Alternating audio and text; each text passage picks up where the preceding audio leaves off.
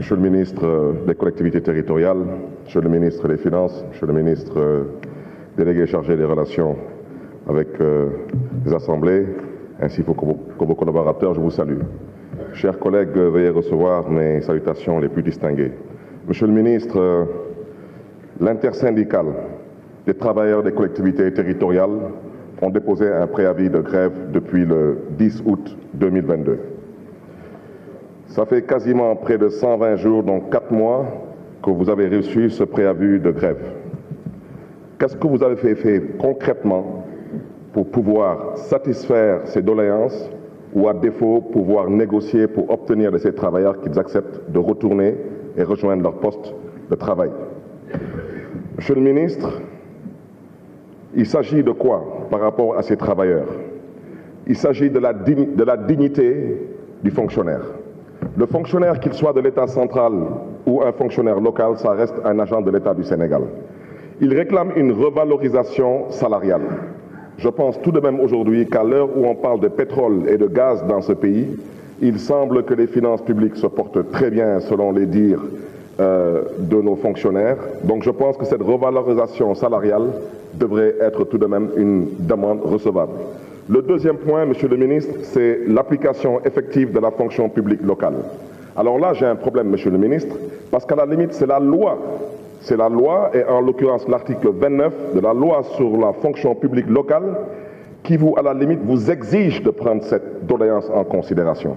Alors quand un État refuse de respecter la loi qu'elle a elle-même votée, c'est que ça pose un sérieux problème. Et le troisième et dernier point, c'est l'application de la deuxième phase de l'acte 3, relatif au transfert de ressources. Monsieur le ministre, vous avez entendu tous les députés vous parler du manque de ressources, de l'opposition comme du pouvoir. Ou bien on croit en la décentralisation, ou on n'y croit pas.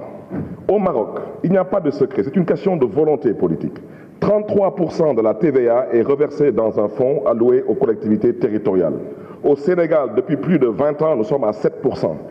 Au moment où on parle de pétrole et de gaz, à quand vous pensez que votre ministère va reconsidérer la dotation aux collectivités territoriales? Monsieur le ministre, vous me permettrez de parler de la volonté du chef de l'État de réorganiser les collectivités locales en réorganisant les organigrammes. Je vais me permettre de faire un plaidoyer pour Dakar. Monsieur le ministre, Dakar, c'est 6 ministères. C'est 6 ministères. Chaque compétence transférée, Monsieur le ministre, est une direction à la ville de Dakar. La santé est une direction, l'éducation est une direction, le sport est une direction. Dakar est la seule collectivité territoriale qui est citée dans la Constitution du Sénégal. Il est dit dans la Constitution du Sénégal que Dakar est la capitale du Sénégal. Vous ne pouvez pas réduire Dakar à l'image de la commune de Mermoz-Sacré-Cœur, Monsieur le ministre, et j'espère pouvoir compter sur votre compréhension. Et à ce titre, vous voudrez bien dire à Monsieur le Président de la République que de priver à la ville de Dakar de pouvoir acheter des véhicules, pendant qu'on y est, il n'a qu'à être conséquent avec lui-même et priver le gouvernement aussi d'avoir des véhicules. Parce qu'il n'y a pas de logique. Je pense que tout de même, Dakar est une ville, a un budget, doit pouvoir, dans le cadre de son autonomie, pouvoir acheter des véhicules. Monsieur le ministre, et par ricochet, je vais interpeller Monsieur le ministre des Finances. Monsieur le ministre des Finances, nous devons parler des rôles d'impôt. Nous devons parler de la qualité d'émission d'abord des rôles d'impôt. Parce qu'il y a à dire et à redire. Les exonérations fiscales qui se passent au niveau du ministère des Finances ne peuvent pas se passer normalement sans l'accord des collectivités territoriales.